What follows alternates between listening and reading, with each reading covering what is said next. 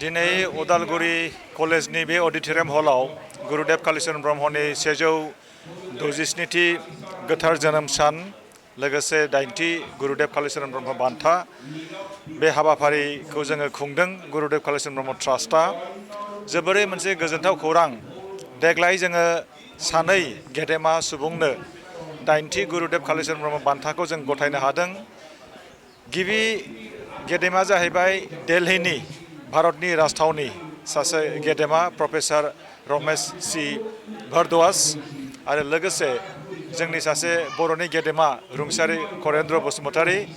बिथांमोननो जोङो गथायदों आरो दिनै रमेश सि भारद्वाज बिथाङा दिल्लीनिफ्राय फैनानै बेयाव बे बान्थाखौ आजावफैदों लोगोसे मानगोनां रुंसारि करेन्द्र बसुमतारी सारनि अनजालि बिसि बे मेदामाबो बान्थाखौ आजावफैदों आरो आङो दिनै साबायखर होगोन दुलाराय आसामनि जे ब्रह्म धोरोम सिबियारि आरो बाथौ धोरोम सिबियारि आरो गुबुन गुबुन धोरोम सिबियारि बिथांमोनहा बेयाव लोब लोब फैनानै जोंखौ थुलुंगा होफैदों जोंनि गुबै थांखियानो जाहैबाय गुरुदेव कालीचरण ब्रह्मनि सान्थौखौ जोङो गुवार लेभेलाव बोरै गायसननो नेशनेल लेभेल इन्टारनेशनेल लेभेल आरो जों नाजागासिनो दङ जों मिजिंथिदों बे बान्थानि गेजेरजों जोङो गुरुदेवनि जि मोनसे गोथार आरो गुवार फिल'सफि बेखौ जों गायसननो हागोन आरो बिथांनि फिल'सफियाव रांखान्थि राजखान्थि सोलोंथाइ थुनलाइ मोनफ्रोमबो बिथिङाव जौगानो हानायनि मोनसे मोन्थोर दङ आरो बे फिल'सफिखौ जोङो फोथांनानै लाखिनांगौ बुंनांगोन जाय बान्थाखौ जों बिथांमोननो गथायदों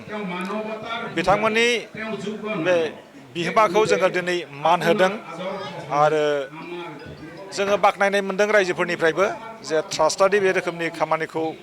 मावनानै दिन्थिदों आरो बेनि थाखाय जोंबो साबायखर बावदों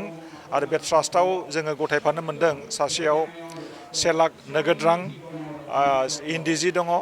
आरो साइटेसन दङ मेमेन्ट' दङ बेखौ जोङो गथायफानो मोनदों जोबोरै जोङो थुलुंगाखांनाय मोनदों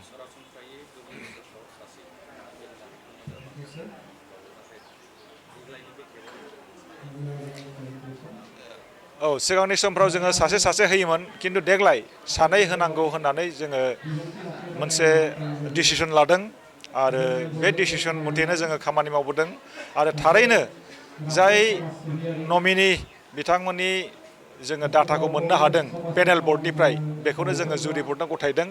आरो जुरि बर्डआबो नायबिजिरै बे सानै गेदेमानि जि कन्ट्रिबिउसन बेखौ